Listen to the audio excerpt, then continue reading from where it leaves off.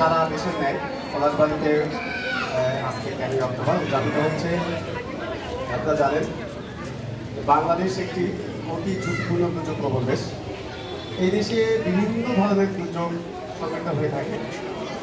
তো আমরা বাংলাদেশে কয়েকটি ভাগে আসলে বিভক্ত দুর্যোগ এলাকা হিসাবে, যেমন কোস্টাল এরিয়া যেটা উপকূল অঞ্চল, সেখানে এক ধরনের দুর্যোগ হয়ে থাকে।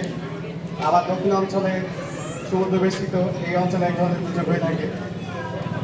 এলাকা ভেদে দুর্যোগের ধরনও ভিন্ন।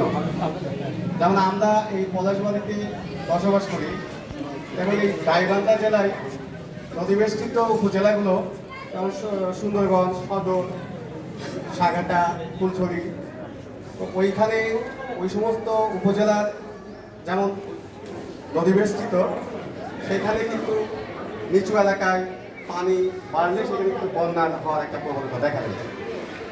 তো পলাশবাড়িতে কিন্তু তার চাইতে কম, খুব বেশি বড় ধরনের বন্যা ঝুঁকি বা বন্যা হলে তখন পলাশবাড়ির নিচু অঞ্চলে কিন্তু পানি চলে আসে। এছাড়া কিন্তু আমাদের একটা দুর্যোগের বিষয়টা কিন্তু স্বাভাবিক পর্যায়ে থাকে। এছাড়া অস্বাভাবিক কিছু ব্যাপার স্যাপার আছে, যেমন হঠাৎ যে কোনো অঞ্চলে যে কোনো জায়গায় কিন্তু টর্নেডো হতে পারে। হ্যাঁ, টর্নেডো হলে কি হয়, যে একটা অঞ্চলকে একবার তছনছ করে দিয়ে যায়। টর্নেডো হলে কি হয়, একটা ঘূর্ণির পাক, হ্যাঁ, আকাশ থেকে মেঘের মাধ্যমে পানির মাধ্যমে ঠিক একটা ঘূর্ণির সৃষ্টি করে, এবং সেটা যেই অঞ্চল দিয়ে যেই এলাকা দিয়ে যায় সেখানে কিন্তু চূর্ণ বিচীর্ণ করে দিয়ে যায়। এইটা কিন্তু এরিয়া ভিত্তিক হয় না, এটা যে কোনো জায়গায় এটা উৎপন্ন হতে পারে, তৈরি হতে পারে, সিস্টেম তৈরি হতে পারে। সেই সিস্টেমের কারণে এই ধরনের টর্নেডো দুর্যোগের সামনে কিন্তু আমরা পড়তে পারি। তো আজকে এই দুর্যোগ প্রশমন দিবসের উদ্দেশ্য হলো যে দুর্যোগ প্রশমন মানেটা কি, মানে হলো যে দুর্যোগ প্রশমন করা, অর্থাৎ কমিয়ে আনা, কতটা সাস্টেনেবল করা, কতটা রেজিলিয়েন্স করা, হ্যাঁ, রেজিস্ট্যান্স সক্ষমতাকে বৃদ্ধি করা। মানে দুর্যোগটা তো আমরা আসলে রুখে দিতে পারবো না, হ্যাঁ, দুর্যোগটাকে আমাকে ঠেকাইতে পারবো না। কারণ দুর্যোগ এমন একটা জিনিস যে দুর্যোগ ন্যাচারাল হতে পারে, হ্যাঁ, natural disaster, man made disaster. এই দুই ধরনের ডিজাস্টারের মধ্যে ন্যাচারাল ডিজাস্টার যদি হয় তাহলে এই দুর্যোগটাকে আমরা কেউ ঠেকাইতে পারবো না, কারণ এটা ন্যাচারালভাবে তৈরি হয়। তা আমরা কী করতে পারি, দুর্যোগটাকে কমিয়ে আনতে পারি, রেজিলিয়েন্স করতে পারি, রেজিস্ট্যান্স করতে পারি। কীভাবে?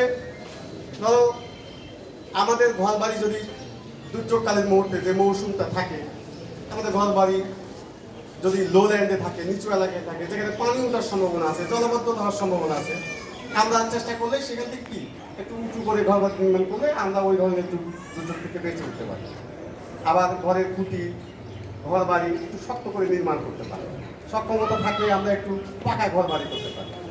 মানে এই যে দুর্যোগ থেকে কাটিয়ে ওঠার যে সক্ষমতা, যে দুর্যোগটাকে যে কমিয়ে আনা, এটাই আসলে দুর্যোগ প্রশমন। তো আমি ছোট করে আসলে বক্তব্য বলাইতে ছোট্ট করে এটা বোঝাতে চাইলাম যে দুর্যোগ